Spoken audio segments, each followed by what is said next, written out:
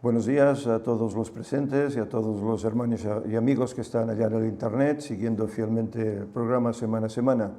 Vamos a comenzar el de hoy, como de costumbre, pues pidiendo la presencia del Espíritu Santo aquí entre nosotros. Señor y Padre, buen Dios que estás en el alto cielo, te agradecemos, Señor, porque tú nos amas tanto, que nos sigues guardando.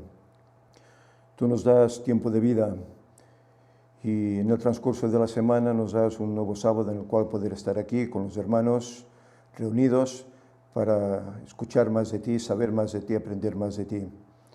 Señor, ayúdanos para que todo esto que en este programa, tanto de Escuela Sabática como en el sermón, se diga, todo sea para que nos podamos llenar de tu presencia, llenar de tu palabra, obtener conocimiento, obtener más verdad, Señor, para vivirla en nuestras vidas y también de esta forma compartirla con aquellos que aún no te conocen. Señor, sabemos que el tiempo pasa rápido y no nos daremos cuenta y tú vendrás. Ayúdanos, Señor, a prepararnos pues para estar listos para ese gran día en el cual vengas a buscarnos. Que podamos ser de aquellos, Señor, que hayamos ido al descanso o no, podamos estar en pie, esperándote, diciendo, este es nuestro Dios, le hemos esperado y nos salvará. Señor, que tu paz quede con nosotros, que tu Espíritu dirija todo y que todo sea para alabar tu nombre. Danos un buen sábado, Señor, ayúdanos a guardarlo y a estar atentos ahora a todo lo que aquí tú nos vas a decir. En el nombre de Jesús te lo pedimos. Amén.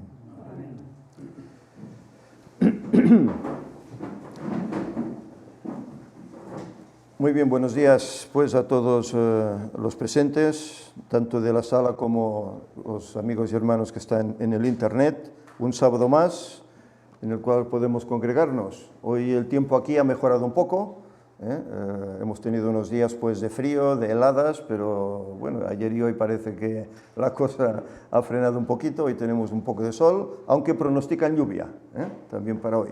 Bueno, veremos. Todo conviene, que como dice Pablo, no todo es lícito, pero todo conviene, y la lluvia es necesaria. Además, aquí que hemos tenido un tiempo también de sequía, conviene. Bien, vamos pues a lo que nos trae, que es en primer lugar el estudio, el repaso, más bien de la lección que hemos tenido en la Escuela Sabática de esta semana. Seguimos con el libro de Nehemías, ya en el capítulo 10, y esta es la lección número 8. La cual se titula Dios y el pacto. Sabemos que el Señor ha obrado pactos con sus hijos, ya desde el Edén. Según se comenta, incluso la Escuela Sabática lo dice, en la Biblia se encuentran 16 pactos que el Señor hace con su pueblo, con diferentes personajes, a veces con el pueblo en conjunto y a veces con personajes individuales. Pero se calcula que hay unos 16 pactos que el Señor hace. Y hoy veremos pues parte de estos pactos. Sobre todo el pacto que hace ese pueblo que viene de allá de Babilonia, que han levantado la ciudad, han levantado el templo y quieren ser fieles al Señor. Y optan por celebrar un pacto con el Señor, que veremos cómo el pacto luego es firmado por los mandatarios, etcétera, etcétera. El versículo inicial, bueno, no es el versículo, son dos versículos, Nehemías 9:38, que dice: a causa pues de todo esto, nosotros hacemos fiel promesa y la escribimos, firmada por nuestros príncipes, por nuestros levitas y por nuestros sacerdotes. Y en el capítulo 10:39 dice: y no abandonaremos la casa de nuestro Dios. Es decir, ellos aquí se nota en estas palabras cómo tienen un objetivo claro, y es ser fieles a Dios.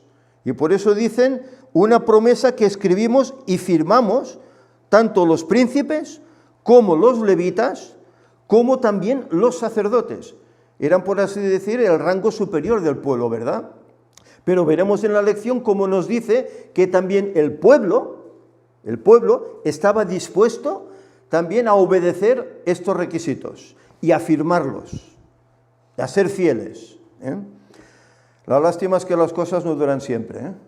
A veces el hombre hace promesas, el hombre hace planes, de querer obedecer, de querer cumplir la voluntad del Señor, pero a veces eso no se cumple, a veces se tuerce. Y gracias a Dios que tenemos un Dios de tanto amor, que a pesar de que nos torcemos, tanto ellos como nosotros, ¿qué hace? Sigue buscándonos y sigue teniendo paciencia. Es el Señor el que hace el pacto con el pueblo. Es Dios mismo. ¿Tenía necesidad Dios de hacer un pacto con una raza caída?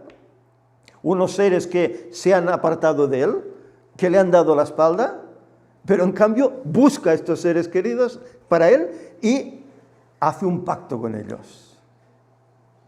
A tal punto que vemos como, digamos, la cumbre del pacto es aquella cruz, ¿verdad? Eso fue la cumbre. Ahí se derramó todo el amor del cielo por estos seres caídos que éramos nosotros. La nota del sábado es interesante. Nos dice, ¿qué quiere decir la Biblia cuando habla del pacto? La explicación más fácil en este tipo de pacto bíblico es que es el establecimiento legal de una relación entre Dios y su pueblo. Pero fijaros, es Dios quien dice, tú eres mi pueblo, yo soy tu Dios. Es Dios, ¿eh? No es el hombre que dice, tú serás mi Dios. No, no. Es Dios quien dice, tú serás mi pueblo, yo seré tu Dios. Más allá de esto, dice, podemos ver que se usaban pactos escritos entre otros pueblos en el mundo antiguo, a menudo entre los dirigentes y sus vasallos. Y el Señor toma ejemplo de eso. ¿Os acordáis cuando Cristo hablaba con el pueblo? ¿Cómo lo hacía? ¿Cómo hablaba? ¿Qué usaba para dirigirse al pueblo? Parábolas, ¿verdad? ¿Qué eran las parábolas? Eran actitudes cotidianas de la vida que ellos conocían bien para que entendiesen. El problema es que a veces hasta ni los discípulos comprendían, ¿no? Tenían la mente tan cerrada que no entendían. Pues aquí el Señor hace lo mismo, toma de aquellos pactos que hacían las naciones entre ellos, el servidor los servidores con el príncipe, etc., y asemeja algo parecido para hacerlo Él con su pueblo, para que entiendan cuál es esta voluntad de Dios y que realmente los ama y los quiere. Dice, estos pactos se establecían porque eran beneficiosos para ambas partes. El dirigente cuidaba al pueblo y el pueblo le pagaba el tributo. Había un pacto, ¿no? Yo os protegeré, siempre y cuando vosotros me paguéis un tributo. Pero claro, el rey no trabajaba. Los gobernantes no solían trabajar, necesitaban que alguien los sostuviera, ¿no? Yo os protegeré, vuestras casas, vuestras tierras, del enemigo, etcétera, pero vosotros tenéis que pagarme un tributo. Y bueno, era un pacto que se firmaba de esta forma, Dice, pero con Dios el pacto era diferente. Dios en realidad no tenía nada de él, dice la nota. Dios no tenía nada de este pacto y no obstante prometía serle fiel, incluso cuando el pueblo no le era fiel. Es tremendo. Y experiencias así hay un montón. No solo en el pueblo de Israel, sino individuos personales, como quieren hacer la voluntad de Dios, pero llega un punto en que caen. ¿Qué le pasó a Abraham? Abraham era fiel, ¿verdad? Con él hace el Señor también pactos. Pero ¿qué pasa? Llegan momentos en que miente, ¿verdad? Miente por temor, porque toda esa fe que había tenido pues un tiempo antes, en ese momento decae y toma miedo. Entonces tiene que mentir para sentirse protegido. Ya se olvida de esa fe en el Señor, de que hay un Dios que es su amigo, que le cuida. Y el ser humano es así. Podemos estar arriba de todo a nivel espiritual, pero el diablo es astuto. Y el diablo siempre buscará la parte coja para meternos ahí la zancadilla, ¿verdad? Y hacernos caer. En nosotros está el que veamos el error y acudamos al Señor, ¿no? Para pedirle perdón y remisión por esa caída, por ese pecado. Y Él, sin duda alguna, nos atiende.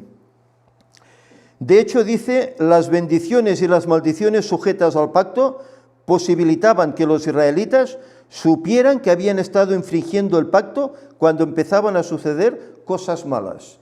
Bueno, esto lo vemos en Levítico, lo vemos también en Deuteronomio, ¿verdad?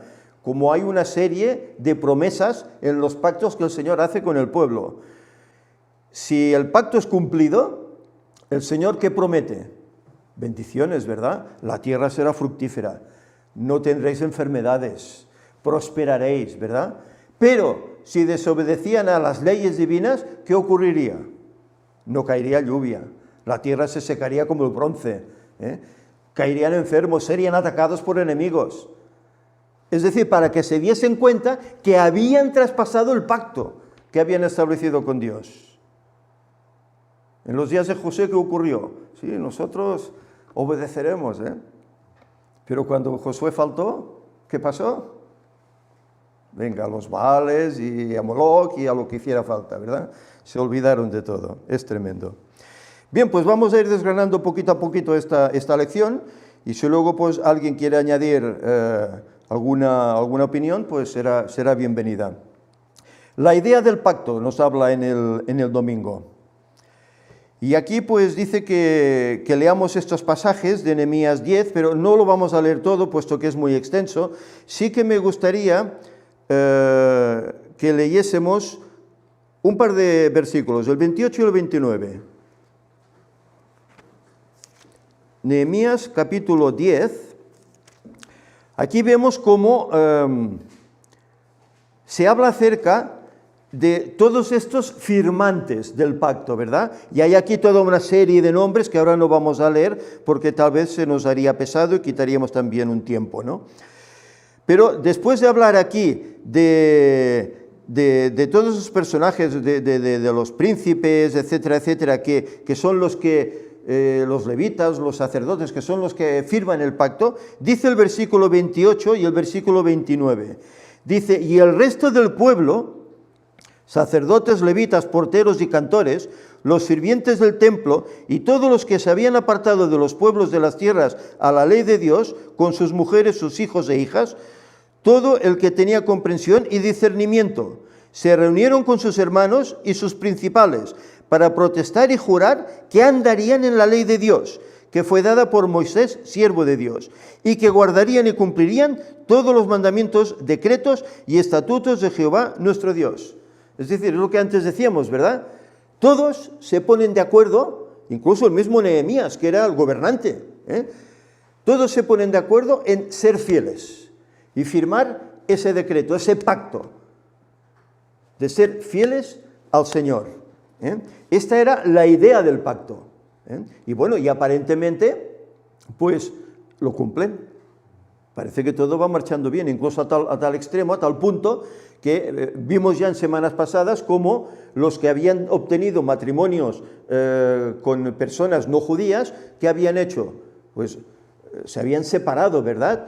Porque no era la voluntad de Dios. ¿Por qué? Bueno, por lo que siempre decimos, de ellos iba a venir pues la simiente, ¿verdad? Cristo, y tenía que ser un pueblo digno, puro, no tenía que estar mezclado, ¿verdad?, con creencias equivocadas, etc. Y por eso lo hicieron. Fueron fieles. La lástima es que Nehemías no termina muy bien. La lástima es que al cabo de un tiempo todo esto se terminó. Y es triste. Pero esto demuestra cómo es el corazón humano. Cuando la Biblia dice, no hay justo ni uno, no se equivoca. No, tristemente no se equivoca. Realmente es así. A veces prometemos y nuestro deseo es cumplir, ¿verdad? Pero a la mínima, dejamos de hacerlo. Y es triste. Y el Señor conoce la condición humana. Conoce, porque sabe lo que el pecado obra en la mente, en los corazones. Y Él tiene paciencia. Y a pesar de tu error, ¿qué hace? Te sigue buscando, te sigue perdonando. ¿Qué Dios hubiese hecho esto? ¿Qué Dios? Cuando parece ser que los demás dioses lo que pedían que era sacrificios, incluso de vidas humanas, ¿verdad? ¿Qué Dios? Entre comillas, puesto que no hay ninguno más, Él es el único, pero tenemos ese Dios que es así, ¿verdad? ¿Qué querías comentar? Y que realmente el ser humano nacemos con esta tendencia, ¿no?, a ser egoístas, a buscar nuestras propias soluciones, a intentar marcar nuestro propio camino. Y esto, si no estamos vigilantes, pues acaba dominándonos, aunque en un momento hayamos hecho una gran contrición y hayamos hecho un gran arrepentimiento y nos hayamos hecho pacto, pero esa vocecita siempre está ahí presente, ¿no? Siempre está ahí. Entonces, claro, nuestro objetivo, ¿no?, para prepararnos para poder encontrarnos finalmente con Dios es poder entregarnos totalmente a Él en este sentido y pedirle que realmente nos rescate de esa situación, ¿no?, de esa situación en la Aquí cual hay esa tensión siempre con esta manera de hacer propia, ¿no?, con esta preocupación por ti mismo y qué dirán los demás, y siempre con esta historia, ¿no?, en vez de centrar nuestra mirada en Cristo, ¿no?, y en Dios Padre, ¿no? ¿Por qué Jesús decía a sus discípulos, orad? Orad siempre, orad sin cesar. Incluso Pablo sigue repitiendo estas palabras, orad sin cesar, no os canséis de hacerlo. ¿Por qué? Porque necesitamos esa comunión con el cielo, ¿verdad? Que a veces nos podemos creer que sin eso ya somos suficientes y ya podremos ir para adelante, ¿verdad? Venciendo batallas. Y cuán equivocados estamos, porque cuando nos creemos fuertes es cuando entonces podemos caer. Y el Señor lo tiene en cuenta. Y fijaros, aquí la lección nos habla acerca pues, de estos diferentes pactos y nos dice el porqué del pacto. Dice, aunque solo los líderes firmaron el documento, el texto señala claramente que el resto del pueblo se comprometió. Todos lo hicieron. ¿Por qué el pacto era tan trascendente que todos deseaban celebrar un acuerdo con Dios? Y dice aquí, el pacto era importante porque formaba parte de la historia de Dios en su trato con la humanidad pecadora y demostraba el anhelo de Dios de relacionarse con la gente. También permitía que el pueblo demostrara su deseo de ser dedicado a Dios. Es tremendo, esta nota es bonita, es importante, Era el deseo que Dios tenía de relacionarse con el pecador. ¿Para qué? Para restituirle, ¿verdad? Y aquí se nos habla acerca de la historia bíblica de la creación. Ese fue el primer pacto. ¿Queréis comentar algo? Luego hablaremos de esto. Sí, una cosa que creo que la lección, bueno, está bien las palabras, pero creo que se queda corto, porque es verdad que Dios no gana nada, pero es que no gana nada, en realidad Dios sufre pérdida. Sí, claro. Es decir, por ese pacto que Dios tiene la iniciativa, nosotros ganamos todo. Sin merecerlo. Sin merecerlo, pero Dios no es que no gana nada, Dios inclusive sufre una pérdida. Y una pérdida, y inclusive el mismo Jesús se arriesgó a una perdición eterna. Sí. Es decir, es una cosa totalmente inversa. Nosotros ganamos todo y Dios inclusive a perderlo todo también. Entonces ahí ves el amor más abnegado que puede existir y que es lo que se manifestó en la cruz especialmente. Dice que hay gozo en el cielo cuando un pecador se arrepiente, ¿verdad? Y hace el pacto con el Señor. Hay gozo en el cielo, ¿no? Pero también hay tristeza. ¿Cuándo? Cuando a alguien le muestras la verdad y esa persona no acepta, también hay tristeza. Hay lloro, ¿verdad? Lo hemos visto en el Apocalipsis, ¿verdad? Como incluso el cielo lloraba por el sufrimiento que el pueblo de Dios había recibido a través del tiempo. Lloraba por eso. Por eso no es de extrañar que al final de todo se exclame aquel grito de júbilo, ¿no? Gloria al Señor, porque ya somos libres del asedio del diablo. Porque es un asedio que ha seguido 6.000 años. 6.000 años. 6.000 años. No solo son esos 1.260 años, no. Son 6.000 años de asedio. Ya desde Adán. ¿Qué le ocurrió a Adán? Aquí se habla de ello, ¿verdad? ¿Qué ocurrió a Adán? El Señor lo crea, le da todo, puede ser súper feliz, lo tiene todo a su alcance, la relación con el Señor regularmente, a diario, pero en cambio cede ante una mínima, por así decir, tentación. Cede, tanto uno como el otro. Y el Señor se olvida de ellos, los desecha. No, hace un pacto con ellos, ¿verdad? Hace un pacto con ellos. Ya el primer pacto era hay un árbol, pero no comas de él. Y el hombre cumplía ese pacto, Pero llega un momento en que aquello que antes decíamos, uno se siente bien, uno se siente fuerte, ¿y qué pasó con Eva? Bueno, como estoy bien, me voy por mi cuenta, ¿no? Yéndose por su cuenta, cedió. Ante aquel majestuoso animal, ante ese fruto, codiciable a la vista, ¿verdad? Cedió. ¿Y él qué hace? Pues por no perderla a ella, que la amaba, cede voluntariamente. Ella fue engañada, pero él cede voluntariamente. Pero el Señor no se olvida. Y luego Génesis 3:15 lo demuestra, ¿verdad? Cuando Él hace ese pacto, esa promesa que vendrá el Redentor, el cual ellos creían que sería ya su hijo, ¿verdad? Ese primer hijo que tuvieron, Caín, se creían que era él. Pero no. Y es tremendo, ¿eh? Cómo fue todo lo contrario. Es que vemos como aquí comienza la problemática en la raza humana, ¿eh? Porque ellos tienen dos hijos, los dos primeros hijos, pero cada cual iba hacia un lado distinto, ¿verdad? Lo vemos cuando ofrecen el sacrificio. Ya el Señor había ordenado, ¿verdad?, que se sacrificara ¿qué? Un cordero, como demostración de que había un pecado y que se tenía que derramar sangre para redimir ese pecado. Y ese cordero simbolizaba pues al Redentor que iba a venir. Pero Abel lo ve así, pero Caín lo ve así. No. Él presenta su trabajo personal y cree que está bien. Y el Señor le rehúsa.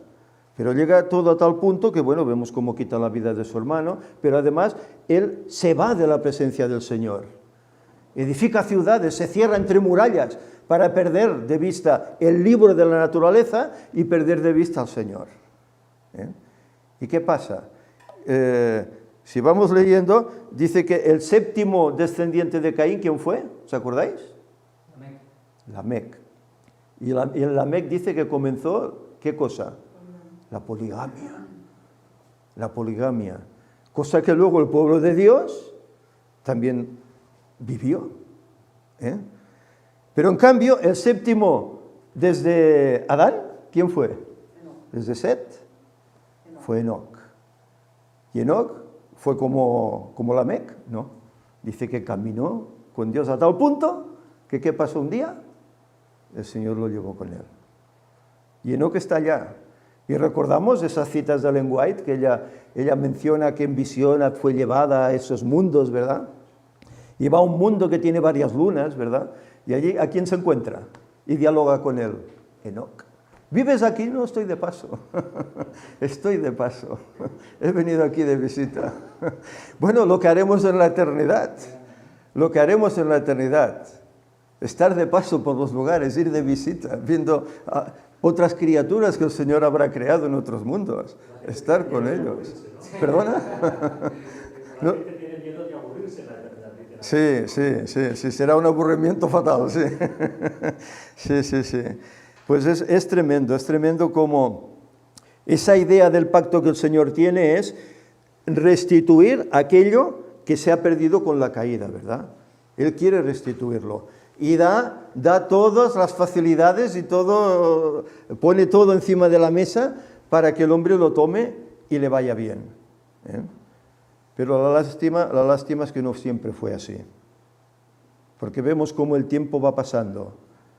Y 1600 y pico de años, creo que fueron 56, después de la creación, ¿qué pasa en el mundo? Un diluvio. ¿Pero un diluvio por qué? Porque toda esa generación de Caín, Lamec, etcétera, que se habían apartado del Señor, ¿qué hizo finalmente? Arrastrar y contagiar a aquellos que venían de Set. Del mismo Enoc, Matusalén, etc. Arrastrar a esos. Y a tal punto llega al extremo que el Señor dice que no hay nadie justo en la tierra. Él solo ve a uno. De todos, a uno. ¿Cuánta gente habría en el mundo en aquella época? Bueno, habían pasado 1600 y pico de años, ¿no? 1656. aquella gente eran longevos, vivían cerca de 1000 años, no 1000 años, pero cerca de 1000 años. Ya dijo que un día es un día, exacto, no llegaban. Pero ¿qué había ocurrido? Pues que habían tenido pues mucha prole, seguramente, no como hoy tienes un hijo, 2, tal vez 3, pero en aquella época, bueno, solo Jacob, ¿cuántos tuvo? Tuvo 12, y fue mucho posterior. Pues ¿cuántos no tendrían aquella gente? Pues podrían tener docenas de hijos, a tal punto que cuando llegó esa fecha del diluvio, pues ¿cuánta gente podía haber? ¿Miles? ¿Cientos de miles? ¿Tal vez millones? ¿Tal vez millones?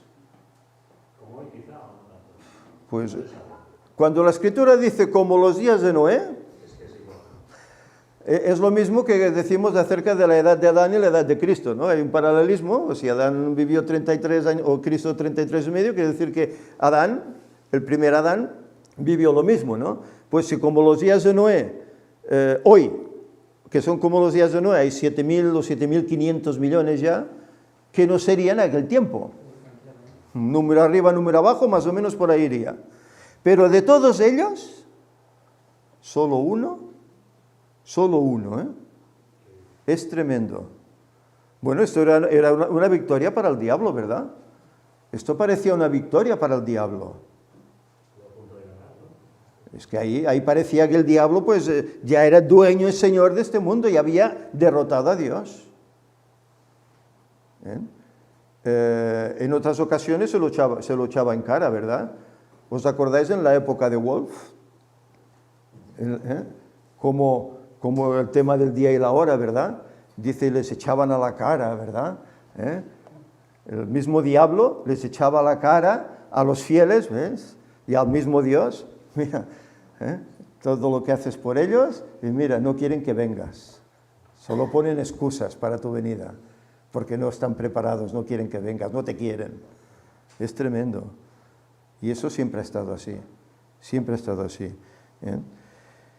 Pero había ese justo, con el cual el Señor también hace pacto. Lo toma como justo. ¿Y qué le dice? Que prepare un motivo de salvación. ¿Cuál era ese motivo de salvación? Un barco tremendo. Yo no sé en la época si habría barcos o no habría barcos, se supone que tal vez habría barcos, pero un barco en seco, un barco en un lugar seco, no era normal, esto era de locos, ¿no? Que construyas un barco cerca del mar, muy bien, pero en seco. Y él construyó un barco tremendo. Y el Señor le dio un plazo, 120 años, y vendrá el diluvio.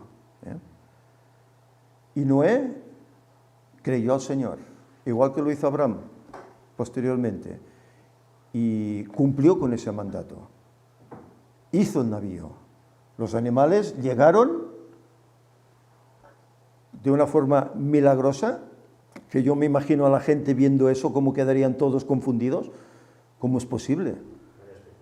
Animales fieros, etcétera, y llegaban en paz, mansos, y se introducían en el arca. Yo creo que la gente estaría expectante y hasta temerosa. ¿Cómo es posible esto, no? Pero aquí que la puerta se cierra y no pasa nada. Y no pasa nada. Y tenemos a Noé ahí dentro, con los suyos, con toda su familia. Pero el Señor, ¿qué le dijo? 7 días y vendrá el diluvio. Y afuera, ¿qué oía? Jaja, jaja, estás loco, ¿qué haces ahí dentro? Mira que no llueve, has estado construyendo un barco tantos años para nada, has perdido el tiempo, eres el hazmerreír del mundo. Pero cuando llegó el 7º día, ese pacto del Señor se cumplió. Se cumplió. Y dice la Escritura que las cataratas de los cielos fueron abiertas, mas el abismo de la tierra, toda la faz de la tierra cambió y está lo que hoy vemos. Antes no había grandes montañas como hay ahora de 7, 8.000 metros de altura, 3.000. No había esas montañas, eran montículos. ¿eh? Incluso el clima era suave y ahora, pues mira, cómo ha cambiado todo a consecuencia de ese diluvio. Y la ciencia lo niega, es tremendo, ¿verdad? A pesar de todos los hallazgos que hay, pero hallazgos que, como hemos visto por las conferencias, se callan, ¿verdad? Se callan porque no interesa que se conozcan, ¿eh? La ciencia lo niega. Pero el Señor cumplió el pacto. Vino ese diluvio. Y todos esos individuos, millones de ellos, que incluso algunos de ellos, siendo pueblo de Dios, fueron sumergidos en esas aguas y perdieron la vida. ¿Eh? Pero el Señor no abandonó a esa familia que estaba allí. El arca fue protegida. Los que tuvimos el privilegio de ir allí a Ararat, ¿verdad? Y verla con nuestros ojos, y ver aquel museo que se levantó en memoria de Ron Wyatt, y ver todos los esbozos que él hizo de cómo sería el arca, de todas esas piedras que el arca tenía como anclaje para sostener el navío, que no tumbara, ¿verdad? Aparte que la mano del Señor la protegía, ¿eh? Vemos cómo fue un milagro de Dios que eso fuera adelante, ¿eh? Y cuando eso terminó, el Señor nuevamente vuelve a hacer pacto otra vez con Noé. ¿Y qué pacto hace? ¿Os acordáis? Cuando ellos salen del arca, el Señor habla con ellos. En el capítulo 9 de Génesis nos lo dice, ¿verdad? Y dice que cuando vengan nubes, venga tormenta, venga agua sobre la tierra, ¿qué haré yo en el cielo? ¿Qué dice el Señor que pondría? El arco, mi arco, para que recuerdes que nunca más la tierra será destruida por agua. Y ese pacto no lo recordamos a veces. A veces que hay tormenta no vemos ese arco allá, ¿verdad?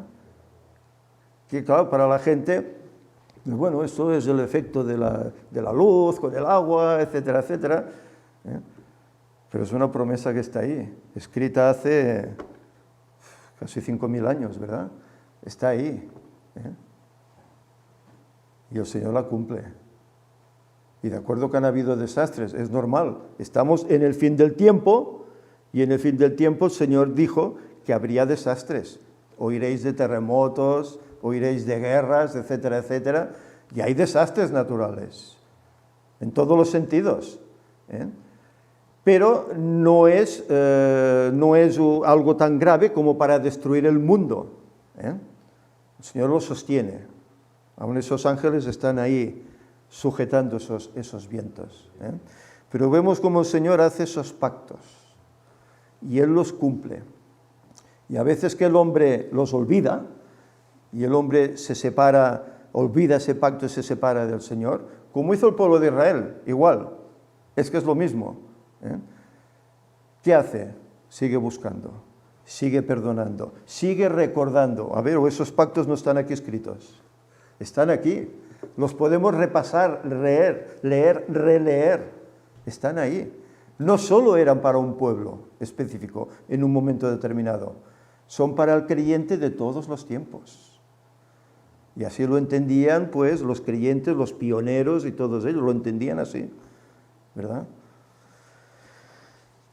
Esto que decías del arca antes me ha hecho recordar que esta semana, hablando con un testigo de Jehová, Sí. ellos desconocen totalmente el tema de que los fósiles fueron el resultado de ese diluvio, ¿no? Ya. Todos los fósiles que se encuentran hoy en día de tantos animales en la Tierra fosilizados.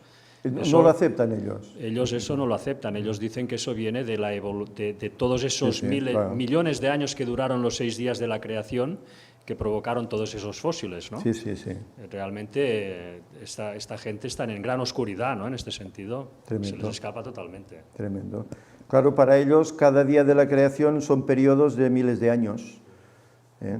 Y claro, ellos pues, igual que el catolicismo, aceptan la evolución, ¿no?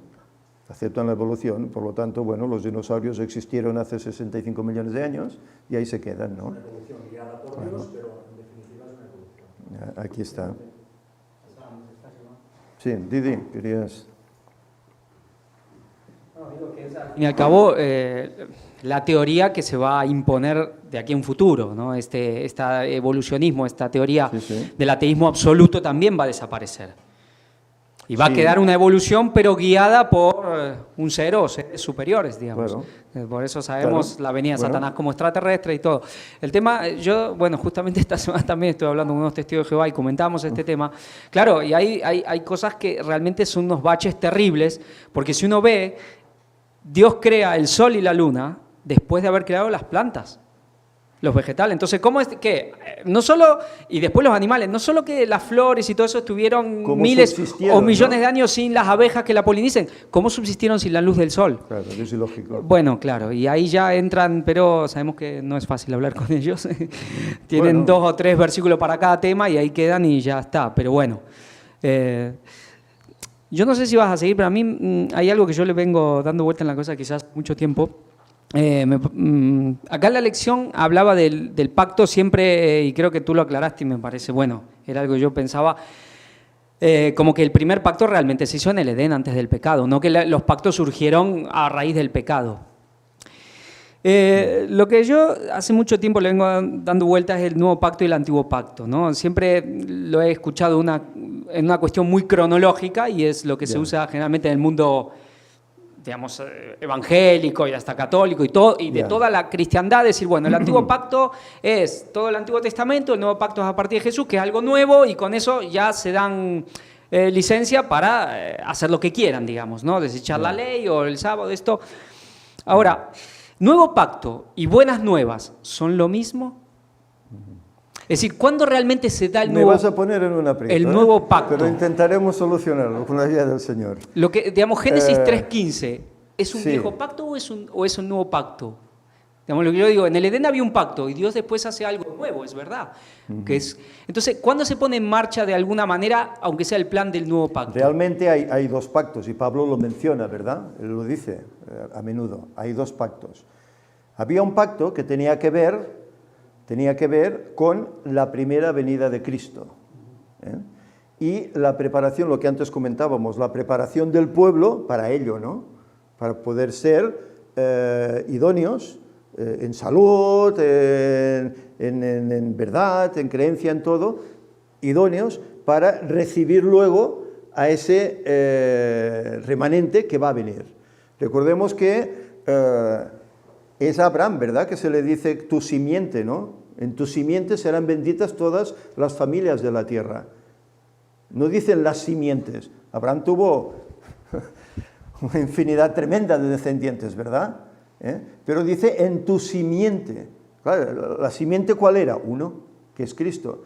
Es decir, el antiguo pacto iba centralizado en que un día vendría Cristo a cumplir ese Génesis 3:15, que por eso es un pacto antiguo, pero a la vez es nuevo, porque nos llevaba hasta Cristo. Claro, porque es la buena nueva, y como Pablo habla en Hebreos, que a ellos era la esperanza para en el ellos, desierto, ¿no? Se les dio la buena nueva, pero no tuvieron fe, no la oyeron con fe. Y a lo que voy es porque cuando Pablo habla, por ejemplo, en Gálatas, de los 2 pactos, siempre se habla de 2 pactos, aunque como tú decías, hay muchos, pero hay 2 especialmente que se habla. Lo de el Sinaí y, ya en Cristo. Pero inclusive hace una comparación del pacto en Sinaí con Agar. Y el pacto, digamos, en Cristo, digamos, lo hace, digamos, con lo que es Isaac.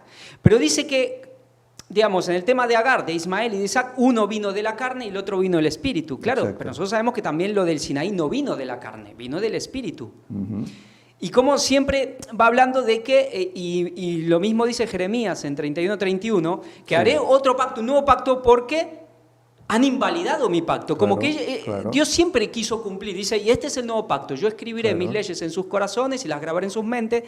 Como que Dios siempre quiso hacer eso, pero hasta realmente la cruz no lo pudo hacer, no lo pudo concretar de alguna manera. Como no oyeron con fe, porque es verdad, lo que hablamos quizás la otra vez, que Dios les dicta las leyes, pero ellos no la quisieron oír. Y en realidad lo que Dios quiso hacer con ellos, que era la esencia y el espíritu del nuevo pacto, en el fondo es como no lo pudo hacer. Por eso Pablo dice que el pacto del Sinaí da hijos de esclavitud, pero ese tampoco era el propósito de Dios. Lo que pasa es que como que no tenían fe, Y Claro. un poco la respuesta del pueblo hacía que quedaba un poco lo que a veces simboliza más el nuevo pacto, la salvación por fe y a veces la salvación por obras, pero Sí, sí, como que sí, Dios sí, siempre sí, tuvo sí. un propósito de hacer Sí, sí. espiritualmente lo que hizo en el nuevo pacto, lo que hizo en la cruz, ¿no? Sé que es un poco complejo. Bueno, recordemos, bueno, gracias a las conferencias podemos resolver muchas de estas situaciones, ¿no?, que a veces se plantean, ¿no? Ya vimos como de las primeras conferencias que hablamos, que se hablaba acerca del mensaje que estaba escrito en las estrellas, en los cielos, que aquellos antidiluvianos deberían ver. Ellos deberían tener pues una mejor visión que nosotros hoy, ¿no? Tenían mucha mayor capacidad en todos los aspectos, ¿no? Había un mensaje escrito allá. Ese era uno. Y luego el Señor, pues lo que hace, y el pacto que hace con Moisés y el pueblo, ¿qué es? Escribirlo, darlo por escrito. Y les aconseja que cada 7 años, ¿qué tienen que hacer? Reunirse el pueblo en el lugar que él escoja, que sería pues Jerusalén finalmente, ¿no? Y allí cada 7 años, ¿qué tenían que hacer? Lo que hizo Nehemías con el pueblo. ¿Qué hicieron? Durante varios días, leer la ley. Pero la ley estaba escrita. Claro, ellos tenían que leerla y obedecerla. Este era el antiguo pacto. Te doy la ley escrita, salvo una. Que bueno, aquí entramos ya con el protestantismo, los testigos, etcétera, que ellos lo mezclan todo. Pero leyes, hay 2 tipos de leyes que dio el Señor a Moisés. Dio la ley que escribe el mismo Moisés en ese pergamino que él enrolla y le dice al sacerdote que lo ponga ¿dónde? Al lado del arca, fuera, al lado del arca, y le da una ley que la hace el Señor mismo, escrita con su dedo, en piedra, y le dice que ¿dónde debe ponerla? ¿Al lado? No, dentro del arca. El arca sabemos que simboliza el trono, el carácter de Dios. Y esa ley es su carácter. Por eso no podemos unir las 2 leyes como si fueran una misma. Una es la ley divina, escrita en piedra por Dios, y otra es la ley humana, escrita por el hombre, por Moisés. Que parte de esa ley, sabemos cómo allá en la cruz termina. No dice que el templo se rasga en 2 en el momento que Cristo muere. ¿Por qué? ¿Qué leyes había allí? Había leyes pues civiles, había leyes pues para el campo, para la agricultura, había leyes morales, había leyes ceremoniales que tenían que ver con la actuación en el templo, ¿verdad? Había leyes que podían estar vigentes aún hoy podían estar vigentes, o pueden estar vigentes, ¿verdad? Porque eso de trabajar la tierra 6 años y dejarla reposar 1, aún hoy es válido, cosa que no se hace. Pero esa otra ley era para siempre. Y la ley ceremonial, ¿qué simbolizaba? Una ley escrita por Moisés. Cuando una persona peque, ¿qué tiene que hacer? Coger un cordero, coger un palomino, lo que llegue, lo que pueda costearse, ¿verdad? Ir al sacerdote, poner las manos sobre aquel animal, sacrificarlo y así su pecado pasaba a aquel animal. ¿Aquel animal qué simbolizaba? Cristo después en el Calvario, ¿verdad? ¿Cuál es la ley que queda rota, anulada? ¿No iba el sacerdote a sacrificar el cordero en la Pascua cuando Cristo muere? ¿Y qué pasa? El velo se rasga y el cordero se escapa. ¿Por qué? Porque el cordero ya ha sido dado. Cristo. Por eso hay leyes que son vigentes y otras que no. Ahora, todas esas leyes representaban el antiguo pacto, porque luego vemos, como en Jeremías, el Señor que dice, ya no quiere dar una ley escrita. Él quiere que la ley esté ¿dónde? En la mente, en el corazón, que la vivas, que la conozcas, que la tengas memorizada. Eso es lo que demandaba del pueblo. El pueblo leía la ley, pero al cabo de nada se olvidaba de ella y hacían la suya. Se olvidaban de Dios, iban a otros dioses, hacían sus sacrificios y convenía a otros dioses, etcétera, etcétera. Se olvidaban y luego, ay, mira, el Señor no me quiere. El Señor me maldice porque la tierra no me da frutos, no llueve, tengo enfermedades, me atacan los enemigos, es que el Señor es malo. Eso es lo que ellos pensaban, pero ¿cuál era el problema? El problema era no seguir obediencia al pacto que ellos tenían escrito, pero que el Señor no quería que fuera escrito. Mirad, hoy nosotros tenemos el pacto escrito. Este es el pacto que el Señor hace con nosotros. Pero ¿sabéis? Ese pacto tendríamos que tenerlo ya casi memorizado aquí en la mente. Tendríamos que saber todo. ¿Y por qué? Pues para practicarlo, segundo, para poder dar razón a los demás, ¿verdad? Pero claro, si está escrito, no, mira, quiero que me hables de la segunda venida. Oh, espera, ¿sabes qué? Voy a coger la Biblia y te explico lo que dice porque no lo sé. Hombre, no podemos ir así. El pacto tiene que estar aquí, tiene que estar en la mente. Y eso es lo que realmente nos hará ser pueblo de Dios. Y ese es el nuevo pacto. Pasa que luego el mundo protestante pues no acaba de entender y a veces pues se toman cosas difíciles que escribió Pablo, ¿verdad? Oh, es que estamos ahora bajo la gracia, ya no estamos bajo la ley. Pero Pablo dice que la ley que hace por nosotros nos muestra el pecado, nos muestra dónde hemos caído. Por eso la ley es vigente. No hay leyes en el mundo, ¿verdad que hay leyes? Hay leyes en la sociedad en todos los aspectos, en circulación, en civil, hay leyes. Tiene que haber leyes, porque si no esto sería un caos. Ya con todo y con eso, a veces es un caos, pues imaginémonos que no hubiesen leyes. Pues es lo mismo, el Señor va a quitar las leyes porque estamos bajo la gracia. Entonces, ¿cómo sabremos cómo conducirnos? Si no tenemos una directriz que lo marque. Pero esa directriz no tiene que estar escrita. ¿Tiene que estar dónde? Aquí. Y este es el nuevo pacto que el Señor hacía con ellos. Es el mismo, pero renovado de otra forma. En vez de estar escrito, aquí. Por eso es el pacto eterno, exacto. Sí, Ángel. Bueno, tuve la oportunidad de discutir esto con Javi también, no discutir, ¿no? Charlar. Charlarlo. Y bueno, es muy interesante el concepto porque, a ver, si te fijas siempre en la palabra de Dios, estamos en renovaciones de pactos. Sí. Los pactos se renuevan constantemente. Pero se renueva porque el hombre falla. Exacto, como el hombre falla, el Señor pero ¿en qué viene falla? Otra vez. ¿En qué falla? Eso es un poco lo que Javi quiere comentar. ¿En qué falla el hombre para que se renueve el pacto? Dice Elena White, explica claramente, ¿no? Cómo dice que cuando se sacrificaba el cordero o cualquier animal en el santuario, ellos lo hacían por la fe de un Mesías que había de venir. ¿Vale? Al principio. Al principio. Por eso te digo, es lo que él viene a decir, ¿no? Sí. Se hacía por fe.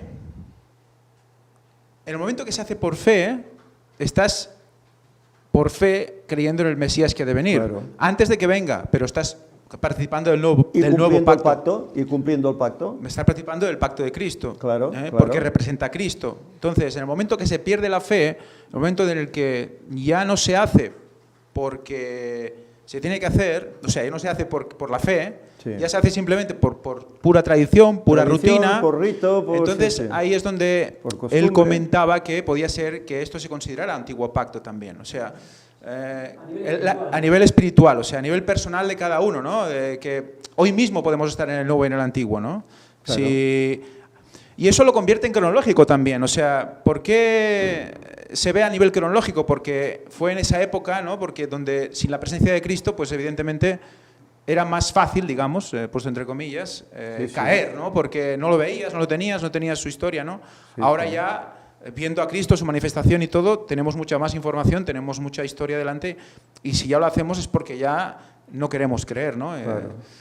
Pero viene un poco a esa, y creo que en cierta manera el hecho de que ellos no lo hicieran al principio lo convierte en cronológico también. O sea, ambas cosas creo que son compatibles. La cronología a nivel histórico y la espiritual a nivel personal. Porque si hoy vives tan bien y no vives por fe, si solo guardas el sábado porque te toca, si solo haces buenas obras porque hay que hacerlas y no sabes exactamente por qué, pero hay que hacerlas, no sirve. Entonces, estás aún en el antiguo pacto, estás sacrificando corderos sin sentido y estás yendo, vete a saber qué, y prometiendo cosas que no vas a cumplir. Bueno, que es lo que le pasaba a los dirigentes del pueblo judío en época de Jesús, ¿no? Ellos cumplían el antiguo pacto a rajatabla, letra por letra, pero no entendían el significado de todo eso, ese espíritu de toda esa ley. No la entendían, no entendían que eso marcaba hacia Cristo. Incluso lo tienen delante, pero no quieren aceptarlo. Es tremendo eso. Pero es que ese pacto antiguo, aún hoy nosotros tenemos que cumplirlo. A Adán se le dijo, no te acerques a ese árbol, ni lo mires, ni lo toques. A nosotros hoy se nos dice lo mismo. Cuidado con la tentación, cuidado, porque eres débil y el diablo está ahí y te hará caer. Es la misma tentación, es lo mismo. A Noé se le dijo, entra tú en el arca y los tuyos. Hoy se nos dice, acepta a Cristo, vive conforme a su voluntad, acepta todas esas verdades que el ministerio está enseñando, ¿verdad? Bueno, pues en nosotros está, es exactamente lo mismo, entramos o no entramos, aceptamos o no aceptamos, es el mismo pacto, no tiene nada de nuevo, es exactamente lo mismo, pero presentado de diferentes maneras. Dime. Sí, por ejemplo, con lo que estábamos hablando, decía Ángel, en Carta a los Hebreos, que Pablo habla mucho de este tema, de los pactos. Por ejemplo, él comenta eso, que a los judíos se les dio la buena nueva, pero no los aprovechó por no oír con fe. Claro, y no oyeron por fe la ley. Y dice que Dios quería darles un reposo, pero que no entraron. Pero también hablaba especialmente en la connotación espiritual, porque es verdad que se refería un poco a la tierra de Canaán, que sí entraron, pero al final el pueblo de Dios no entró al reposo espiritual. No entendieron. Y después dice, y temo que algunos ahora tampoco estén entrando, tampoco hayan entrado. Y queda un reposo para el pueblo de Dios. Entonces, como a nivel espiritual tenía que ver un poco con lo que nosotros le llamamos el nuevo pacto. Es verdad, claro, algo que se dio ya desde la entrada del pecado, que sí tenía que ser ratificado con la sangre de Cristo. Claro.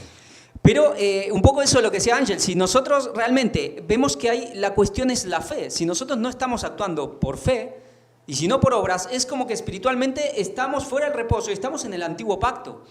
Y como lo comentábamos antes, Dios había querido siempre grabar sus leyes en los corazones, pero por la dureza de corazón tuvo que dar lo que nosotros le llamamos el pacto antiguo, que tú comentabas, todo ese rito, ceremonia, escribir la ley en piedra. Sí. Por eso dice Jeremías, haré un pacto nuevo con ellos porque invalidaron mi pacto. Claro. Como que Dios quiso siempre dar este pacto eterno, escribir las leyes en el corazón, dar la fe de Jesús, pero también la resistencia del pueblo ha hecho que Dios ha tenido que hacer ciertos, eso lo que hablamos, acomodarse, bueno, que ya estaba previsto, y dar ciertos pactos y hacer ciertas cosas que no eran su propósito, pero como espiritualmente, digamos, ese nuevo pacto y antiguo pacto de alguna manera siguen en curso hasta el fin del tiempo. Lo que es un poco la salvación por fe y la salvación por obras. No sé si me equivoco, pero hay un poco de eso, creo, ¿no? Sí, también. ¿Y no es agradecer eso? Que el Señor quiera renovar nuevamente el pacto. ¿No es de agradecer eso? El mismo Israel se apartan a tal punto que tienen que ser deportados. La ciudad querida, destruida, y el templo, que para ellos era su vida, destruido. Pero ¿qué ocurre? El Señor les da otra oportunidad. Salen de allá, vuelven a edificar, vuelven a levantar el templo, ¿verdad? Pero ellos, ¿qué tenían en mente? Vemos que al principio, sí, las leyes del Señor, cumplirlas, guardarlas, pero con el tiempo se olvidan. ¿Y qué tenían en mente? Solo, el esplendor del templo, el templo. Que no entre nadie que no sea judío. Cuidado que se hace en el templo. Pero allí, ¿qué hacían? Comercializaban, vendían, ¿verdad? Por eso Cristo tiene que tomar aquel atajo del látigo y tiene que sacar a aquellos que hacían negocio en ese templo. Es lo mismo de siempre. El Señor tiene paciencia. Porque con todas esas actitudes era para volver a echar otro diluvio y volver a apartarlos y sacarlos. Bueno, ya lo dijo a Moisés, ¿no? Quítate que los voy a sacar de en medio, de ti haré una nación. Y Moisés, ¿qué hace? Intercede, como un buen cristiano que es, ¿verdad? Él ama a su pueblo. Con él tiene una tremenda experiencia, ¿verdad? Y responsabilidad, pero ama a ese pueblo. Y no, ráeme a mí, sí, del libro de la vida, pero a ellos no. Los quiere, a pesar de ser como son, los quiere. Mira que han hecho una y han hecho otra, Datán y Abiram y la adoración que hubo aquí hacia otros dioses, las prostitutas que vienen de otros pueblos y los tientan a todos, ¿verdad? Es tremendo todo lo que... Pero Él los ama. Ráeme a mí. Y al igual que Él, que es un ejemplo en este aspecto de lo que es el carácter de Dios, Dios hace lo mismo. Ama al pueblo a tal punto que quiere restituirlo y quiere buscarlo. Aún hoy, ¿no habla Pablo de que al final habrá judíos que se entregarán al Señor? Es un pueblo que, vale, cuando terminó la profecía de los 70 años, pues fue desechado, momentáneamente fue desechado, y el Evangelio luego era para los demás, griegos, rusos, españoles, y americanos, y chinos, y todos, ¿no? Pero ese sigue siendo el pueblo de Dios. De Él nos viene la salvación, de ese pueblo judío. De Él vino Cristo. El Señor lo recuerda. Y Pablo escribe en Romanos cosas a veces difíciles, ¿no? Que dice que todo Israel será salvo, ¿no? Pero claro, ¿a qué todo Israel se refiere? Se refiere a aquel israelita sincero que verá la verdad presente y la aceptará. Y entenderá que Cristo es su Salvador. Y que no que tiene que ir allí al templo pues a matar un cordero porque sí, porque es el escrito de la ley, sin saber qué hace, no. Tiene que entender eso. El Señor buscará aún a ese pueblo. Es decir, que todos esos pactos están totalmente vigentes. Todos están vigentes. Lo nuevo es solo la manera que el Señor tiene de presentarlo. Que no... Es el mismo pacto siempre. Es el mismo, es que no, claro, es que la tendencia que tiene el mundo protestante no es que antes había un pacto y ahora hay otro. No es que antes el Dios del Antiguo Testamento era un Dios asesino y luego el Dios del Nuevo es un Dios amoroso. No, es el mismo Dios, es el mismo Jehová. Tanto el creador como el que mandó el diluvio, como el que protegía a su pueblo, como el que vino a morir, como el que vendrá a buscarnos de aquí a 11 años. Es el mismo Jehová. Y con un mismo pacto. Pasa que el Señor ha tenido que ir adaptando ese pacto, adaptándolo por nuestra cabeza dura. Lo ha tenido que ir adaptando para que de alguna forma podamos ir andando en ese pacto. El Señor tiene que adaptarlo a nuestra dureza. Es tremendo. Pero la realidad es esta. Solo hay uno. Pero uno presentado perdona. antes escrito y ahora pues tiene que estar aquí en la mente. Dime. Pero es que lo que al mundo protestante tanto le molesta, más que, bueno, sí que la ley, pero más que la ley es el sábado.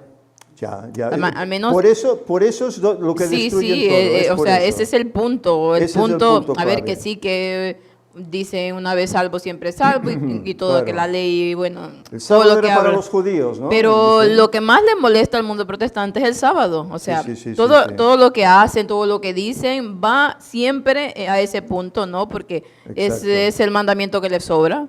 Exacto. Porque ¿quién de ellos quiere matar? O al menos, Claro. si eres cristiano, pues no vas a ir a matar. O si eres cristiano, no vas a ir a robar. Bueno, en cierto modo, ¿no? En cierto- sí, Porque claro. no quieren matar, pero fuman. Sí, suelen sí, fumar, bueno, o suelen beber, ¿no? Que eso también mata al cuerpo, mata células, quita salud, y ¿no? lo que comen y todo el asunto, Claro. pero que al fin y al cabo, hablando, ellos van a ese punto, al punto del sábado, sí, es lo sí, que sí, más sí. les estorba y Sí, por eso sí. es que sacan tantas y tantas argumentos que no se sostienen por nada, pero Sí, ese, sí. porque el punto de la ley o el punto del pacto, el pacto antiguo es el sábado según lo que ellos dicen. Sí, el sábado ha sido siempre la piedra de toque a través de la historia, sabemos cómo lo será al final de los tiempos, ¿verdad? De aquí a no muchos años. Por eso yo aquí recalco siempre, ¿no? Lo mismo, sigamos las conferencias, sigamos el ministerio del cuarto ángel.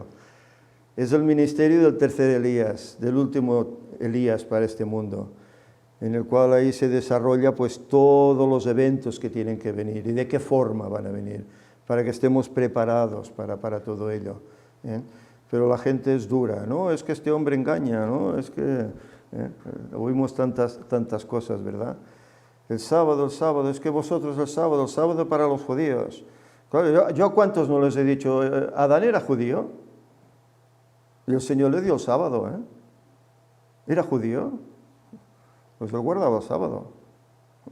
Y al igual que él se supone pues, que todos los contemporáneos que iban en la línea de hijos de Dios, ¿no? Hijos de Dios me refiero pues creyentes, ¿no? Que claro, también hay el pensamiento de que unos eran descendientes de extraterrestres y otros eran descendientes de hombres, ¿no? Y eso es un error. Eso es un error. Cuando la Biblia califica hijos de Dios, hijos de hombres, se refiere a las dos líneas que luego se compuso de Adán. Es decir, la línea de Set y la línea de Caín. La de Set eran los hijos de Dios y la de Caín eran los hijos de los hombres. Por eso dice la Escritura que viendo los hijos de Dios que las hijas de los hombres de Caín eran hermosas, ¿qué hacen? Se mezclan, tomando mujeres, ¿verdad? Y a tal punto que cuando llega el diluvio, ¿cuántos hay listos, obedientes al Señor? Uno. Y esto demuestra, ¿verdad?, el sexo, ¿eh? Estas cosas son lo que realmente destruye al hombre. No quiero decir que eso sea malo, sino cuando se usa con obsesión y se usa en el momento no lícito, porque el Señor dijo hombre y mujer, ¿verdad? Y el sexo para ellos pues era el sentirse unidos, el estar juntos, el ser una bendición, ¿verdad? Pero hombre, mujer, matrimonio, por así decir. No yo con este y con el otro y con el de allá, hombres con hombres, mujeres con mujeres. Esto no es lo que el Señor buscaba. Y por mucho que quieran defenderlo, esto es así, ¿eh? Por eso el mismo, creo que fue, no sé si fue Pablo, fue Pedro, creo que fue Pablo, que dice que los afeminados no entrarán en el reino de los cielos, ¿no? No entrarán en el reino de los cielos. Claro, hay muchos aspectos, pero es que todo forma parte de lo mismo. Es que nos parece que esto es independiente del otro. No, todo forma parte de lo mismo. Todo forma parte de ese pacto. Ese pacto lo incluye todo. Es decir, que nosotros no podemos ser cristianos bajo un punto, es decir, bueno, guardo el sábado y ya está, ya soy cristiano. No. Es guardar el sábado, es ser fiel a mi compañero, a mi compañera, ¿verdad? Ser fiel a los hermanos, es orar, es estudiar la palabra, es compartir. Hay muchos aspectos que encierran ese pacto con el Señor, ¿eh? Y el sábado, bueno, sabemos, se estaba mencionando, y bueno, fue la piedra de toque y lo seguirá siendo y lo está siendo, ¿eh? Porque aunque muchos no crean, solo hay que ver lo que yo antes decía. Se está presentando aquí los viajes que está haciendo el Papa, ¿verdad? Los trabajos que está haciendo él para llevar el domingo adelante, ¿verdad? Para dejar el sábado al margen, ¿eh? Para unificar religiones y naciones, y etcétera, ¿verdad? Es lo que está buscando. Pero sabemos cómo ese no es el designio divino. Eso es el camino de Caín, ¿eh? No es el camino de Set, no es el camino de los hijos de Dios. Y el sábado será esa piedra de toque que al final marcará quién es fiel y quién no. Porque en definitiva será la obediencia a quién lo que nos va a salvar. Si a uno o al otro, a Dios o al dragón. Ahí estará. ¿Querías comentar algo, Ángel? Sí. No sé si hemos dado muchas vueltas tal vez, no, pero bueno, es que todo tiene relación con la lección de esta semana. Y con el culto, que además es muy interesante, pues, porque... Me alegro. Sí, es muy interesante. Tengo que confesar que no había revisado la lección esta semana, por razones... Y la verdad es que cuando estaba escuchándote, digo... Pues vamos a hablar de algo parecido. ¿Y ha avanzado un poco el culto? No. Vamos a hablar de algo parecido. Bueno, el Señor a veces quiere que las cosas sean así, que todo tenga su relación, ¿no? Sí. Yo creo que va a ser bonito. Lo que dice Elena White, hay un capítulo, el capítulo 32 de Patriarcas y Profetas, la ley y los dos pactos. Hay un capítulo que habla de esto. Y bueno, la esencia básica creo que es lo que has comentado, ¿no? Ahora lo dice ella, me dice, muchos confunden estos dos sistemas y se valen de los textos que hablan de la ley ceremonial para tratar de probar que la ley moral fue abolida, pero esto es pervertir las escrituras. Claro. La distinción entre los dos sistemas es clara. El sistema ceremonial se componía de símbolos que señalaban a Cristo, su sacrificio y su sacerdocio. Esta ley ritual, con sus sacrificios y ordenanzas, debían los hebreos seguirla hasta que el símbolo se cumpliera en la realidad de la muerte de Cristo, Cordero de Dios que quita los pecados del mundo. Entonces debían cesar todas las ofrendas de sacrificio. Tal es la ley que Cristo quitó de en medio y clavó en la cruz. O sea, a nivel básico, a nivel general, los dos pactos es el pacto antiguo símbolos, el pacto nuevo Cristo. ¿Por qué? Es el mismo pacto, ¿por qué? Porque el antiguo pacto, los símbolos simbolizaban a Cristo y Cristo no ha cambiado y Cristo es el mismo. Y entonces, ¿qué pasa? Lo único que hay es una mutación de símbolo, de antitipo. Hay una parte de ese pacto, de esa ley escrita en ese pacto, que terminaba con Cristo. Lo que es antitipo acaba con el tipo y lo otro sigue. Eso es un poco el resumen así a nivel básico de lo que Elena White y las escrituras pues pueden mostrar. Y luego el tema espiritual, claro, esto lo que dice, lo que decíamos, no se repite cada día. O sea, si tú no aceptas a Cristo plenamente, si tú no vives en Él plenamente, sin tú quererlo, te vas yendo ¿hacia qué? Hacia solo guardar símbolos, solo guardar ritos. Y solo hacer... Te bautizas porque toca, haces la Santa Cena porque toca, haces el tabernáculo porque toca. Y al final, ¿dónde está tu relación con Cristo? ¿No? Entonces, podemos estar ahí igualmente, podemos estar ahí en los símbolos igual y estar en el antiguo pacto sin darnos cuenta. Bueno, ¿no? es el cristianismo conformista, ¿no? Bueno, yo voy a la iglesia de tal hora a tal hora, ya he cumplido, ¿no? Ya está. Ya ante el Señor ya estoy limpio, ya he cumplido. Pero, muy bien. ¿Y luego? Porque la semana son 7 días, no son 2 horas o 3, son 7 días. ¿Qué haces el resto de estos 7 días? ¿Das a conocer que eres cristiano? Ya dijimos en el tema que tuvimos la semana pasada del Apocalipsis, que hay el ángel que todo lo anota, ¿verdad? Anota las acciones, anota los pensamientos, anota las palabras. Entonces, ¿qué soy cristiano yo? ¿De 3 horas el sábado y el resto de la semana ya no lo soy? Todo se va anotando, ¿eh? Y todo pasará en ese juicio. Y luego, ay, Señor, yo es que ya había cumplido en la iglesia, ya había cumplido, yo creía que era suficiente, y luego será el lloro y el crujir de dientes. Señor, Señor, en tu nombre, ¿verdad? No hicimos esto y aquello y los demás allá, y el Señor dice, no os conozco. Bueno, ese pacto hay que cumplirlo como se tenía que cumplir antes, ya desde Adán, desde el pueblo de Israel, etcétera. Hoy hay que seguir cumpliéndolo. Y es así, y no podemos negarnos a ello. Aparte que si realmente amamos a Dios, para nosotros será una delicia, porque para nosotros será un principio que ya saldrá de nosotros, porque el amor de Dios no es un principio. El hombre no ama porque sí, ama porque le es dado de Dios. Pues ya sale de nosotros el amar, el obedecer, el querer agradarle, y de esa forma, pues, ¿qué serás? Pues más útil para ti mismo y más útil para los demás, para poderles ofrecer estas palabras de vida, que en definitiva es lo que el mundo necesita, ¿verdad? Por eso el último pregón, ¿verdad? El Señor nos dice que mandará la lluvia tardía para que haya un pregón como nunca antes ha habido, que todo el mundo conozca y todo el mundo pueda decidir, ¿sigo a Dios o sigo al enemigo? El Señor lo hace, ¿por qué? Por amor, para que todos entiendan y tomen su decisión. Por lo tanto es así. Yo no sé el tiempo que llevamos, si nos pasamos ya de hora.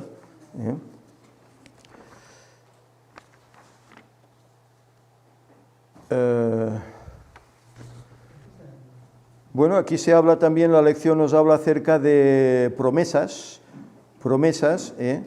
que bueno, son promesas recíprocas, unas las que hace Dios para con su pueblo, todo eso que decíamos, ¿no? Si eres fiel, pues todo marchará bien, tendréis buenas cosechas, etcétera, etcétera, no habrá enfermedad, etcétera, y luego promesas hechas por el mismo hombre, ¿verdad? Que son las promesas que ellos firmaron, para decirle al Señor, mira, vamos a ser fieles, ¿no? De aquí en adelante. Pasa que a veces hacemos promesas, pero a veces esas promesas no se cumplen. Se cumplen durante un tiempo y luego ya no me acuerdo la promesa que hice, ya uno se olvida y entonces hay estas caídas, estos errores. Hay aquí una nota que está en el libro CC, que es Camino a Cristo, supongo que es Camino a Cristo, ¿verdad? Sí. Dice, por medio del correcto ejercicio de la voluntad puede obrarse un cambio completo en tu vida. El ejercicio de la voluntad, es decir, Señor, yo quiero hacerlo, pero ayúdame a hacerlo, ¿eh? Al entregar tu voluntad a Cristo, te unes al poder que está por encima de todos los principados y las potestades. Tendrás fuerza de lo alto para sostenerte firme y rindiéndote así constantemente a Dios, serás capacitado para vivir una vida nueva, más precisamente la vida de fe. ¿Pero con qué poder? ¿Con el mío? No, con el poder de lo alto. ¿Rindiéndote a quién? A Cristo. Son palabras sabias que Ellen White escribió aquí, ¿eh? Y luego, bueno, no sé qué más nos queda. Aquí la lección nos habla acerca del templo, ¿eh? El templo.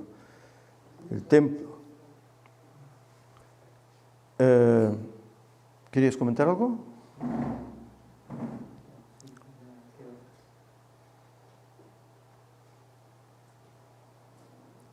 ¿Es alguna nota? ¿Querías leer alguna nota? No, en realidad iba a ser algo, pero de lo que ya habíamos hablado antes de los pactos, pero bueno, ya se cambió un poco el tema, pero nada. Bien. Bueno, aquí en este apartado se nos habla que ellos también hicieron y firmaron esa promesa de no abandonar la casa de Dios, es decir, el templo, ¿eh? E intentar pues ser fieles. ¿Por qué? Pues porque allí había unas personas que ministraban, que eran los levitas, los sacerdotes, y ellos, bueno, pues no trabajaban las tierras, no tenían modo de sustento. Entonces, la promesa era que el pueblo debería dar esos diezmos, esas ofrendas, para que ellos pudieran sostenerse, los levitas y los sacerdotes, ¿eh? Y vemos cómo el diezmo era dado a los levitas, si no recuerdo mal, creo que era así, ¿eh? Y luego ellos lo pasaban a los sacerdotes también, una décima parte, ¿eh? Su diezmo, eso es. Y así ellos podían sostenerse, ¿eh? Esto es una ley ya que Moisés escribió, ¿verdad? Cuando cosechéis la tierra, pues llevaréis el diezmo, ¿verdad? Y el diezmo era para eso, para que los ministros, los que oficiaban en el templo, pues pudiesen seguir haciendo ese oficio sin necesidad, ¿eh? Y bueno, hoy sigue estando en pie. Por eso en la iglesia pues se demanda el diezmo, ¿verdad? Para que el ministro pueda subsistir y pueda dedicarse a eso. La lástima es que, bueno, ya vemos cómo funciona la iglesia oficial, ¿verdad? Y a veces el diezmo que debe ser empleado para eso, para el sostén del ministro, pues a veces se emplea, y bueno, ya lo hemos dicho en las conferencias, ¿no? Se emplea en invertir en cosas inadecuadas, ¿verdad? O comprar cosas inadecuadas, en vez de invertirlo para el sostenimiento del ministro, ¿eh? Ya que él no trabaja, ¿eh? ¿Qué hacía Pablo? ¿Recordamos? Pablo normalmente, él vivía del diezmo también, pero había lugares donde no quería ser una carga para los hermanos, y entonces ¿qué hacía? Trabajaba con sus manos, haciendo tiendas, etcétera, ¿verdad? Con Ananías y Zafira,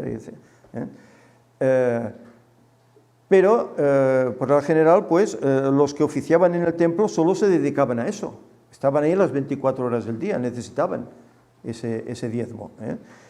Y hoy, pues el ministro lo necesita también, y sobre todo, el ministro, pues que se dedica a trabajar para Cristo. ¿En qué sentido? Pues dando la verdad presente, la verdad auténtica, y ganando almas para Él. Claro, si el ministro se dedica, bueno, yo voy a ver la tele, y bueno, en 10 minutos me preparo el culto para el sábado, y el domingo me voy en bicicleta, y se olvida, y tiene que visitar a los hermanos que tienen problemas, bueno, ya lo hará un anciano, yo voy a lo mío. Bueno, hay algunos pastores que actúan de esta forma, yo tal vez lo exagero un poco, pero yo he visto actuaciones así, ¿verdad?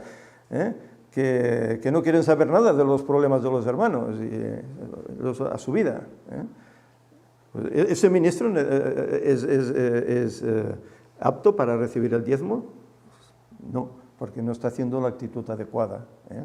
Por eso decimos que el diezmo tiene que ser para aquel que lleva la verdad del Evangelio adelante, predicándola, exponiéndola a todos, y que más a más gana almas para Cristo. Para ese tiene que ser realmente el diezmo. Y eso es lo que ellos prometieron. También lo olvidaron, ¿cómo no?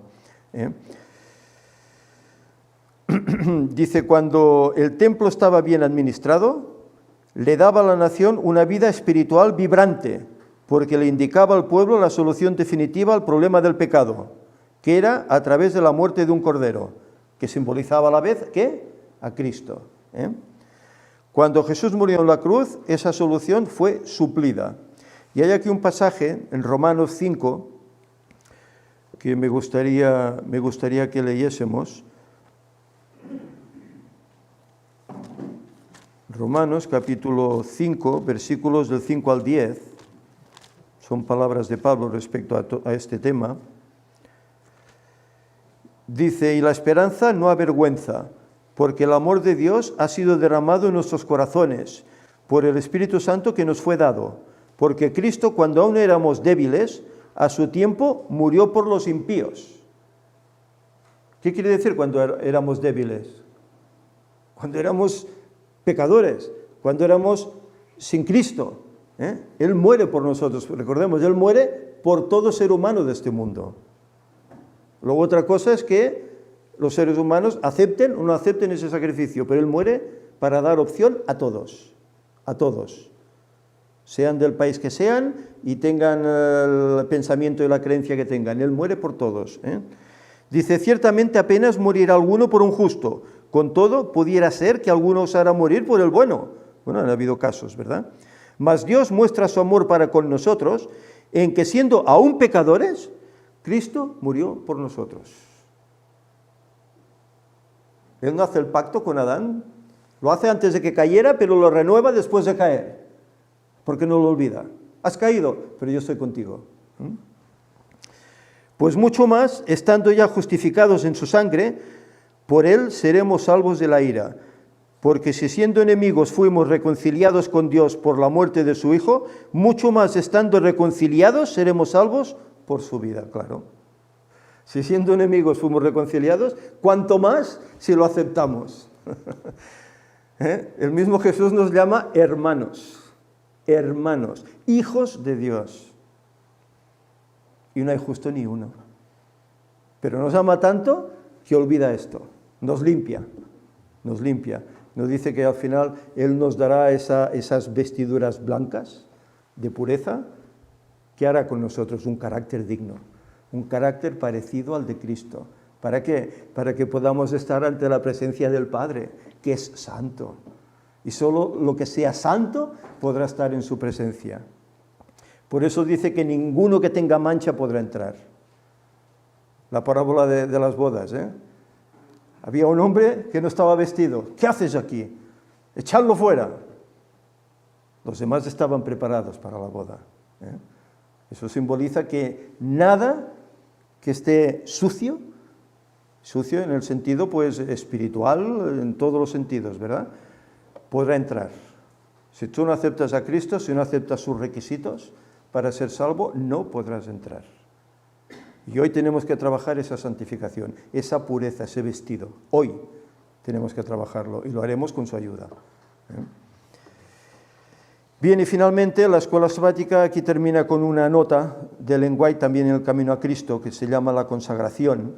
La leeremos y con ello ya concluiremos. Dice, el servicio del santuario terrenal consistía en dos partes.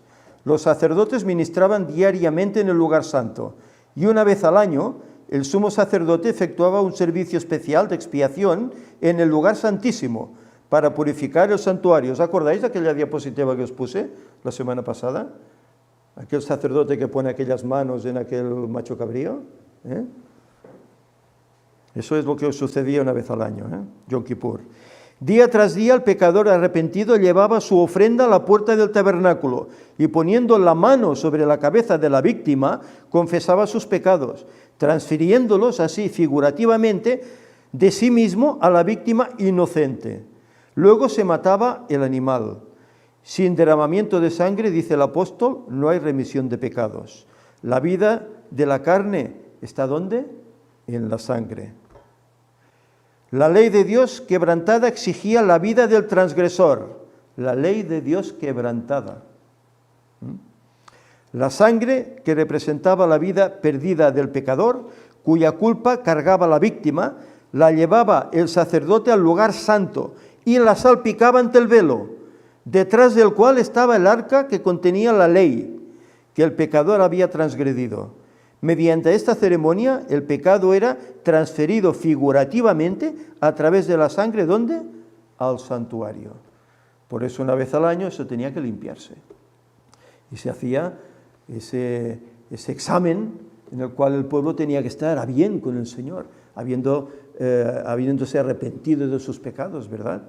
Entonces se ofrecía ese animal, que eran dos, como dijimos, uno era para lavar, digamos, esos pecados, que es esa sangre que luego iba a pasar al lugar santísimo, al arca, encima del propiciatorio del arca, y el otro, que se le imponía las manos, como condición de todos los pecados del pueblo caen sobre ti, era llevado al desierto, donde allí pues fallecía comido por una bestia o algo así. Era aquello que decíamos, el paralelo con el milenio, ¿verdad? Azazel, que era ese animal que era llevado al desierto, era el diablo cuando estará como 1000 años aquí, pensando en todo el pecado que he elaborado en este mundo. Y a cuánta gente he hecho daño, ¿verdad? Que no le servirá de nada, porque luego terminará el milenio y ya sabemos cómo volverá otra vez, ¿verdad? En ciertos casos, dice, la sangre no era llevada al lugar santo, pero entonces el sacerdote debía comer la carne, como Moisés lo había indicado los hijos de Aarón al decir, la dio él a vosotros para llevar la iniquidad de la congregación. Ambas ceremonias simbolizaban por igual la transferencia del pecado del penitente al santuario. Estos son ritos que el pueblo de Israel hizo durante cientos de años. Durante cientos de años. Al principio sabían su significado, pero luego lo perdieron totalmente. Y para ellos era pues un rito más, una costumbre. Bueno, hay que ir, hay que hacerlo, porque la ley lo demanda, pero ya no sabían qué significaba. Por eso cuando Cristo viene no le conocen. No le conocen, habían perdido de vista lo que toda esa ley indicaba, que vendrá al final el gran Cordero de Dios que quitará el pecado. Un poco de lo que estábamos hablando antes, siempre es como el tema de la letra y el espíritu, ¿no? Obviamente que el pacto antiguo también tenía que ser por fe y apuntaba a Cristo, pero creo que la connotación a veces negativa, y por eso es la malinterpretación a veces que le da Pablo es porque los judíos no actuaron por fe, por eso decía que da hijos de esclavitud, porque en el fondo se aferraban a la letra, que no es mala la letra, pero sin el espíritu es que termina en eso, uno en esclavo. Creo, y la otra vez creo que era muy interesante que quedó un poco porque es que hablábamos, bueno, cómo discernir. Y creo que el tema también es un poco, bueno, realmente escudriñar y valorar el por qué hacemos las cosas, ¿no? Porque claro, ellos y la gente cuando uno, bueno, cualquiera, si uno se apega a la letra, está realmente pensando que se está haciendo las cosas muy bien.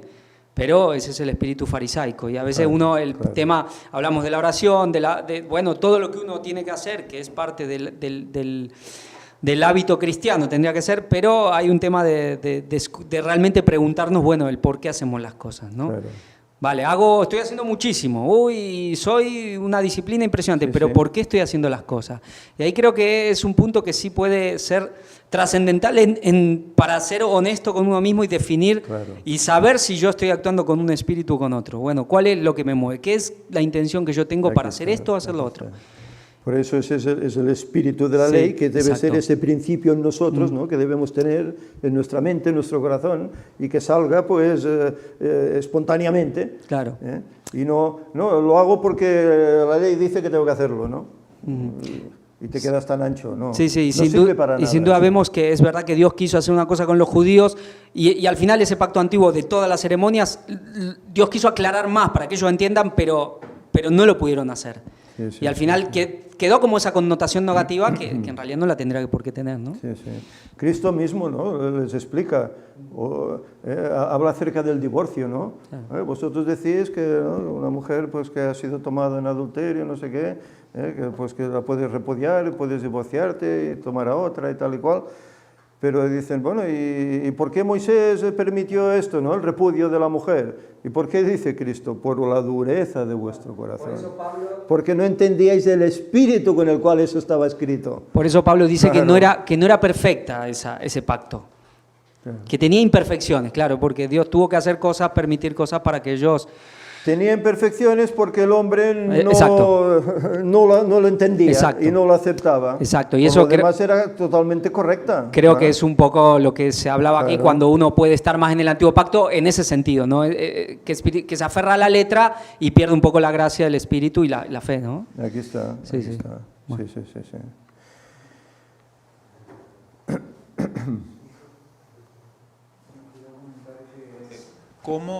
¿Cómo trasladamos a la letra el espíritu? Porque claro, vamos, ¿cómo lo dejas escrito el espíritu en la letra? O sea, tú puedes escribir una guía, una base, que es lo que Dios escribió, ¿no? Incluso a través de los profetas. Pero el espíritu, lo que te mueve, lo que te hace interpretar, eso es muy difícil dejarlo escrito. Por eso tiene un límite la letra. Y si no hay espíritu, si no hay fe, si no hay algo más que lo pone Dios y si no dejas que eso funcione en ti, solo te quedas con la letra. Y ahí es donde creo que está la diferencia, ¿no? El Señor lo intentó todo para que ellos dieran ese pequeño pasito de fe, porque lo deja todo escrito, pero tienes que dar un salto de fe, porque, bueno, eso ya lo veo, vale, sí, pero tienes que actuar. Entonces, hazlo por fe. Si no lo haces por fe, sigue quedando la letra. Claro. Entonces tenemos como miedo de confiar en Dios y en cambio estamos más tranquilos si confiamos en la letra, ¿no? Entonces la letra nos tiene que llevar a Dios, no podemos quedarnos a medias, ¿no? Por eso es tan importante lo que decimos siempre, ¿no? El espíritu que hay dentro, ¿no? Y cómo al final claro. tenemos que ser muy humildes y reconocer que si Él no Aquí quiere, está. no podemos. O sea, Aquí si Él está. no pone todo, no podemos, ¿eh? El espíritu tiene que ser de humildad. Tiene que ser un espíritu que se deje modelar, ¿eh? Si nos creemos ya orgullosos, engreídos, no hay nada que hacer. Ahí el espíritu no trabajará, es que no puede. No puede porque huye de una persona así. No puede estar en ese corazón. Él solo está en el corazón de aquella persona que está dispuesta a aprender, a someterse, a dejarse moldear. Como aquel alfarero, ¿verdad?, que habla en Jeremías, ¿verdad?, que tomó la vasija y la hizo perfecta, ¿verdad?, pero hasta que no lo consiguió la rompía, la volvía a hacer, ¿verdad? El Señor hace esto con nosotros, a veces nos rompe, a veces permite que pasemos por problemas para que vayamos perfeccionándonos poquito a poquito, ¿eh? Y a veces pensamos, ay, ¿cómo es posible? ¿Eh? Pero bueno, no lo ha hecho con todos, no lo ha hecho con todos, desde siempre, que es necesario. Dice que por muchas dificultades entraremos al reino de los cielos. Si todo fuera un jardín de rosas, no estaríamos preparados. Que no tendríamos el carácter idóneo, la mentalidad idónea para estar ahí. Aunque allí no habrá ningún problema, ¿eh? Allí todo será color de rosa, ¿eh? Pero para vencer aquí, sobre todo la tentación, el diablo, pues hay que preparar nuestra mente, hacer el propósito, ¿verdad? Y hemos leído que el que lo pone todo en nosotros, ¿quién es? Cristo, a través del Espíritu Santo. Él lo pone todo para que podamos vencer como Él lo hizo, ¿eh? Si no somos salvos, ¿será culpa de Él? No. Únicamente la culpa recaerá en nosotros mismos, porque no habremos creído a ese espíritu, ¿verdad?, de la ley y no habremos hecho la labor necesaria, ¿eh? Por lo tanto, que el Señor nos ayude, ¿eh? Porque la vida cristiana es un constante ir adelante, un constante crecimiento, nunca cesa. Nunca decimos, bueno, hasta aquí he llegado y ya he vencido, ya está, no. Si Pablo dijo, he acabado y he vencido, ¿es por qué? Porque ya era su último día, era ya el final de su carrera, ¿eh? Pero ¿cuánto nos queda a nosotros? No sabemos. Por eso cada día hay que ir ahí, trabajando, ¿eh? No cediendo, no dando pies a que el diablo pueda poner su mano y hacernos caer. Si no queréis comentar nada más, pues ya terminamos, que el Señor nos bendiga en este aspecto y en este su día santo. Vamos a ponernos en pie y haremos una oración.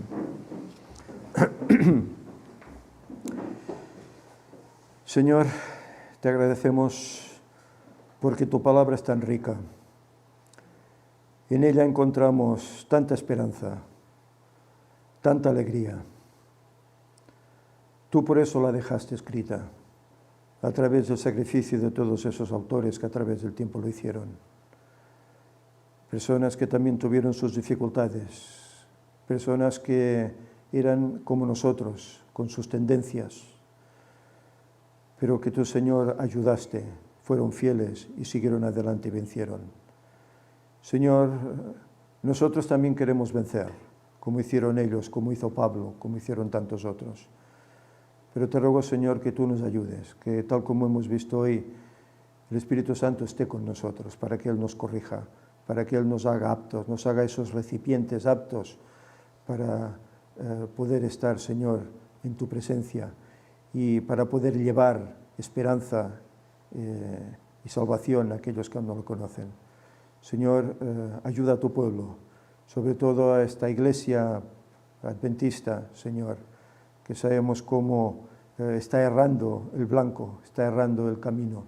Señor, que ya sabemos que todos no lo harán, pero por lo menos las almas sinceras puedan comprender la verdad de hoy y puedan vivirla, puedan abrazarla, para salir, Señor, de esa hermandad con Babilonia.